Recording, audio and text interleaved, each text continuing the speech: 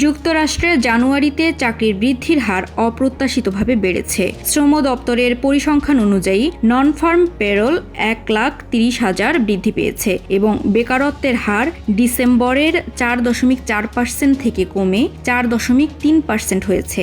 এই সূচকগুলো শ্রমবাজারে কিছুটা স্থিতিশীলতার ইঙ্গিত দেয় এবং ফেডারেল রিজার্ভকে সুদের হার কিছু সময় স্থিত রাখতে সুযোগ দিতে পারে, বিশেষ করে মুদ্রাস্ফীতি পর্যবেক্ষণ চলাকালীন।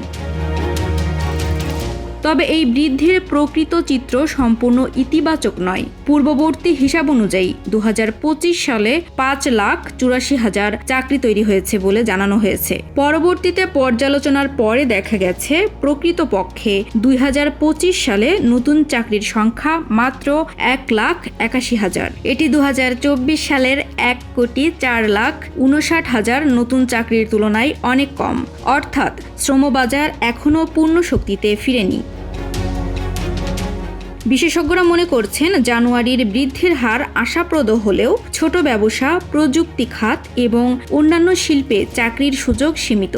ফেডারেল রিজার্ভ পর্যবেক্ষণ করছে কিভাবে মুদ্রাস্ফীতি এবং চাকরির বাজার একসাথে চলতে পারে। আগামী মাসগুলোতে সুদের হার নীতি এবং অর্থনীতির প্রবণতা বিবেচনা করে সিদ্ধান্ত নেওয়া হবে। চাকরির এই ধারা কিছু ইতিবাচক সংকেত দিলেও পূর্ণ পুনরুদ্ধার এখনও ঘটেনি।